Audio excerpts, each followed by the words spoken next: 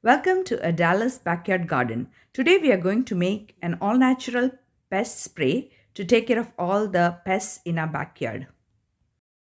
These are few of the pests that we have encountered in our garden. Spider mites, powdery mildew, leaf miners, critters eating leaves of plants, rust in plants, and aphids.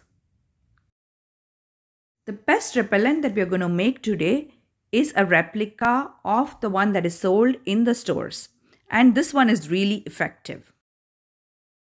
These are the items you need to make this pest repellent. You need a gallon spray bottle.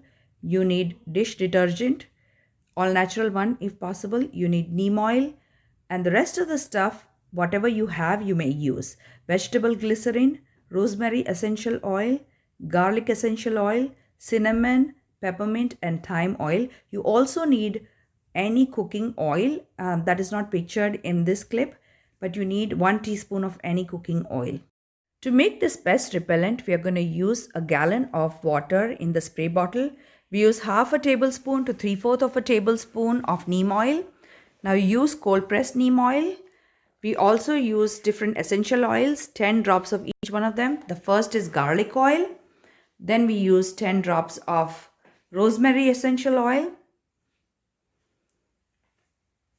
Then we have peppermint essential oil. After that, we use cinnamon essential oil.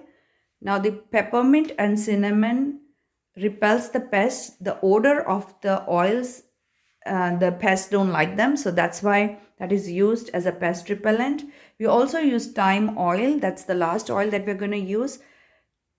Now make sure that you do not use more than half a teaspoon of these essential oils in total. So if you don't have any one of them, you can skip them. Just add the rest of the ones that you have and make sure that everything totals to half a teaspoon. After that, we use vegetable glycerin. We use 1 teaspoon of it. Vegetable glycerin helps the pest repellent to stick on to the leaves really well. After this, we use dish detergent, 1 teaspoon. It helps in dispersing all the essential oils and all the oils that we've used very well into the water.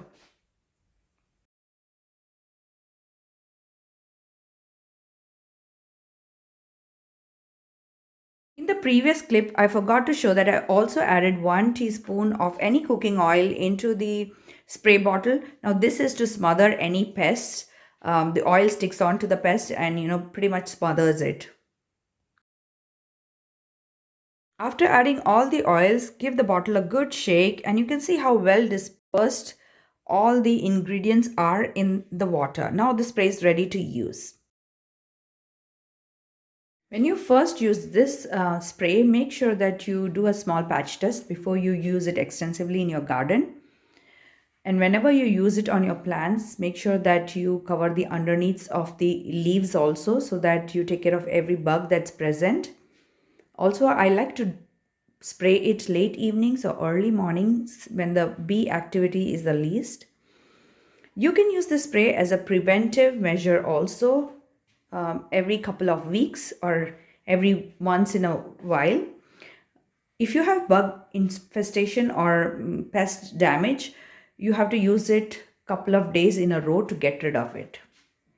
Also, this spray works out so much cheaper than the store-bought ones because you can make multiple bottles of the spray whenever you need it. And if you have a big garden, that works out much more cheaper than the store-bought ones, which are pretty expensive. After a couple of days of usage on this plant, you can see that this spray is pretty effective and there are no new spider mite damage on this plant. This area of my garden had extensive spider mite and powdery mildew damage on the cucumber plants.